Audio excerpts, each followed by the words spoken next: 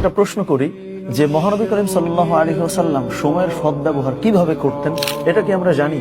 যদি আমরা জানতাম তাহলে কিন্তু আমরাও সময়ের বরকত পেতাম এবং সময় নষ্ট করা থেকে বেঁচে থাকতে পারতাম। সেই জন্য আজকের ভিডিওতে আমরা এরকম 4টি কথা বলবো সময় সম্পর্কে, তাহলে আমরা বুঝতে পারবো যে কি করে সময়ের সদ্ব্যবহার করতে হবে ইনশাআল্লাহ। প্রথম কথাটি হচ্ছে, যেটা ভূমিকা স্বরূপ, যে ইসলামের সময়ের গুরুত্ব কতটা প্রবল, কতটা অপরিসীম, জাস্ট আমরা একটা সূরা থেকে বুঝতে পারি যে আল্লাহ সুবহানাহু ওয়া তাআলা ওয়াল আসরি ইন্নাল ইনসানা লাফি খুসর, এই সূরার মধ্যে সময়ের শপথ করেছেন, যে সময়ের কসম করে আমি বলছি যে সমস্ত মানুষ ক্ষতির ভেতরে আছে, ক্ষতির মধ্যে পতিত হয়ে আছে। এই যে আল্লাহ সুবহানাহু ওয়া তাআলা, দেখেন আল্লাহ সুবহানাহু ওয়া তাআলা প্রাণের কসম কাটেন, আকাশের কসম কাটেন, সময়ের কসম কাটেন, তার মানে অত্যন্ত গুরুত্বপূর্ণ কোনো বিষয় ছাড়া আল্লাহ সুবহানাহু ওয়া তাআলা কিন্তু শপথ করেন না। সুতরাং আল্লাহ সুবহানাহু ওয়া তাআলা কিন্তু এখানে সময়ের শপথ কেটেছেন। এবং 2 নম্বর যে কথা খুবই গুরুত্বপূর্ণ, সেটা হচ্ছে আল্লাহ নবী সাল্লাল্লাহু আলাইহি ওয়াসাল্লাম কিভাবে সময় সদ্ব্যবহার করতেন। লক্ষ্য করেন, আল্লাহ নবী সাল্লাল্লাহু আলাইহি ওয়াসাল্লাম কিন্তু ফজরের আগে উঠে যেতেন। এরকম কখনোই কিন্তু হয় নাই যে আল্লাহ নবী সাল্লাল্লাহু আলাইহি ওয়াসাল্লাম ফজরের আগে ওঠেন নাই। এই যে ভোরে জাগ্রত হয়, যেটা আমরা অনেকেই বলি মিরাকেল মর্নিং, এই বইটা আমরা হয়তো অনেকেই পড়েওছি। এই যে ভোরে ওঠার বরকত, প্রচুর কথা আমরা বলি, কিন্তু আল্লাহ নবী সাল্লাল্লাহু আলাইহি ওয়াসাল্লামের জীবনের দিকে জাস্ট আপনি লক্ষ্য করেন, একটা মানুষের সারাটা জীবন ভোরে টাইম মতো উঠছেন। এবং আল্লাহ নবী সাল্লাল্লাহু আলাইহি ওয়াসাল্লাম বলছেনও যে আল্লাহুম্মা বারিক লি উম্মতি ফি বুকুরিহা, যে হে আল্লাহ, তুমি আমার উম্মতের সকাল বেলাটা বরকতপূর্ণ করো। সকালে ওঠার গুরুত্ব কতটা অপরিসীম। আমরা অনেকে হয়তো বিতর্ক করতে পারি যে সকালে না উঠলেও হয়, অন্য সময় তো কাজ করলে হয়, সবই ঠিক আছে, কিন্তু আল্লাহ নবী সাল্লাল্লাহু আলাইহি ওয়াসাল্লাম যেহেতু দোয়া করেছেন সকালে ওঠার মানুষের জন্য, যে মানুষগুলো সকালে উঠবে, দোয়াটা যেহেতু তাদের জন্য করা হয়েছে, সুতরাং আপনি যতই যুক্তি দেন না কেন, অ্যাটলিস্ট আল্লাহ নবী সাল্লাল্লাহু আলাইহি ওয়াসাল্লামের দোয়ার অন্তর্ভুক্ত হওয়ার জন্যও তো আপনাকে সকালে ওঠা জরুরি। এবং সকালে যদি আপনি উঠতে পারেন তাহলে সময়ের সদ্ব্যবহার করাটা অত্যন্ত সহজ হবে আপনার জন্য ইনশাআল্লাহ।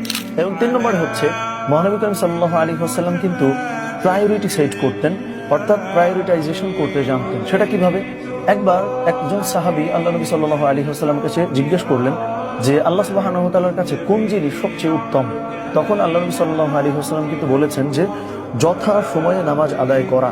এখানে আমরা হয়তো শুধু দেখবো যে নামাজ আদায় করার কথা, কিন্তু দেখেন আল্লাহ নবী সাল্লাল্লাহু আলাইহি ওয়াসাল্লাম কিন্তু একটা কথা বলেছেন যে যথা সময়, তার মানে যেই কাজ যখন যেভাবে করতে হবে ওই কাজ তখন সেভাবে করাটাই কিন্তু আল্লাহ নবী সাল্লাল্লাহু আলাইহি ওয়াসাল্লাম প্রায়োরিটি দিয়েছেন। তার মানে আমরা যেটা আধুনিক ভাষায় বলি টাইম ব্লকিং, যে কখন কোন কাজ করতে হবে সেটা। এছাড়া আল্লাহ নবী সাল্লাল্লাহু আলাইহি ওয়াসাল্লামের জীবনে আমরা যদি দেখি, তিনি বাদ ফজর সাহাবীদেরকে নিয়ে বসেছেন, তিনি তার পরবর্তী সময় বাজারে গিয়েছেন, মানুষের খোঁজ খবর নিয়েছেন, মাঝখানে ব্রেক নিয়ে তিনি একটু রেস্ট করেছেন, তার আগে একদম ফজরের আগে ঘুম থেকে উঠে তিনি ফ্যামিলির সঙ্গে বসছেন। এই যে সমস্ত কিছু আল্লাহ নবী সাল্লাল্লাহু আলাইহি ওয়াসাল্লাম কখন কোন কাজটাকে প্রায়োরিটি দিতে হবে সেভাবে কিন্তু কাজটা করছেন। সুতরাং এইটাও যদি আমরা আসলে মেনে চলতে পারি, তাইলেও দেখেন আমরা কিন্তু সময়ের সদ্ব্যবহার নিশ্চিত করতে পারবো, সময়ের বরকতটি পাবো ইনশাআল্লাহ। এবং 4 নম্বরে খুবই গুরুত্বপূর্ণ একটা কথা, সেটা হচ্ছে ওয়ার্ক লাইফ ব্যালেন্স, যেটা আমি সহজ করে বাংলায় বলি যে কাজ এবং নিজের জীবন দুটোর মধ্যে আসলে ব্যালেন্স করতে পারা। দেখেন আমরা যে যা বলি না কেন, যত অজুহাত দেই না কেন, আলটিমেটলি এই জায়গায় এসে কিন্তু আমরা ফেসে যাই। সেটা কিভাবে? ধরেন আমরা জীবনে এত এনজয় করতে আরম্ভ করি যে আমরা আসলে কাজই করতে পারি না।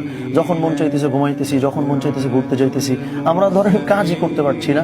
আবার অনেকেই আছেন এমন, এত বেশি কাজ করতেছি যে আমরা আমাদের নিজেদেরকে সময় দিচ্ছি না, ফ্যামিলিকে সময় দিচ্ছি না। এটা কিন্তু অনেক বড় অসুবিধা। এবং আমার মনে হয় যে জাস্ট এই জায়গাটা যদি কেউ সর্ট আউট করতে পারে, যদি কেউ এই জায়গাটা জাস্ট সমাধান করে ফেলতে পারে, তাহলে কিন্তু তার সব সমস্যার সমাধান হয়ে যায়। দেখেন আল্লাহ নবী সাল্লাল্লাহু আলাইহি ওয়াসাল্লামের ব্যাপারে এই কমপ্লেন কেউ দিতে পারবে না যে তিনি ফ্যামিলির হক আদায় করেন নাই। আল্লাহ নবী সাল্লাল্লাহু আলাইহি ওয়াসাল্লামের ব্যাপারে কোনো অমুসলিমও এই প্রশ্ন তুলতে পারবে না যে সে কোনো মানুষের সঙ্গে দুর্ব্যবহার করেছে, তার হক নষ্ট করেছে। আল্লাহ নবী সাল্লাল্লাহু আলাইহি ওয়াসাল্লামের ব্যাপারে এই কমপ্লেইনও কেউ দিতে পারবে না যে তিনি মদিনার মতো এত বড় রাষ্ট্র চালাচ্ছেন, তিনি ফ্যামিলি চালাচ্ছেন, রাষ্ট্র পরিচালনার ব্যাপারে তিনি অবহেলা করেছেন। এই কমপ্লেইন আপনি খুঁজে দেখেন, কেউ কিন্তু দিতে পারবে না।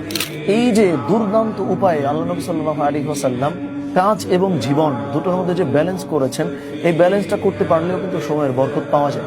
সো আমরা খুব সংক্ষেপে আবার যদি একটু সাম আপ করি, যেটা বললাম যে ইসলামের সময়ের গুরুত্ব অপরিসীম। এবং আল্লাহ নবী সাল্লাল্লাহু আলাইহি ওয়াসাল্লাম কিন্তু বলেওছেন যে দুটো জিনিসের গুরুত্ব মানুষ সময় মতো বোঝে না। একটা হচ্ছে সুস্থতা, আর একটা হচ্ছে অবসর। তার মানে আপনার হাতে যে সময়টুকু আছে ওইটার সদ্ব্যবহার করতে পারা, এবং আপনার বডিতে, আপনার দেহে যে শক্তি আছে ওটার সদ্ব্যবহার করা। এটা কিন্তু আল্লাহ নবী সাল্লাল্লাহু আলাইহি ওয়াসাল্লাম বলছেন। এবং আল্লাহ নবী সাল্লাল্লাহু আলাইহি ওয়াসাল্লাম তাহলে কি করলেন? টাইম ব্লকিং করলেন, যে কখন কোন কাজটি করতে হবে। তিনি ভোরে জাগ্রত হচ্ছেন, তিনি কোন কাজ আগে করতে হবে প্রায়োরিটি দিতে পারছেন, তিনি কাজ এবং জীবনের মধ্যে ব্যালেন্স করতে পারছেন। এই জিনিসগুলো যদি মেনে চলা যায়, আমরা অনেকেই বলি আমরা আল্লাহ নবী সাল্লাল্লাহু আলাইহি ওয়াসাল্লামের বিরুদ্ধে কোনো কথা বলে আমরা সহ্য করব না, আমরা ঝাঁপিয়ে পড়ব। এই যে আল্লাহ নবী সাল্লাল্লাহু আলাইহি ওয়াসাল্লামের প্রতি আমাদের যে অটুট ভালোবাসা, অফুরন্ত ভালোবাসা, এই ভালোবাসার একটা বহিঃপ্রকাশ কিন্তু এটাও যে আল্লাহ নবী সাল্লাল্লাহু আলাইহি ওয়াসাল্লাম জীবনে কতখানি প্রোডাক্টিভ ছিলেন ওইটা হবার আমি চেষ্টা করব। এটাও কিন্তু আল্লাহ নবী সাল্লাল্লাহু আলাইহি ওয়াসাল্লামের প্রতি ভালোবাসার একটা বহিঃপ্রকাশ।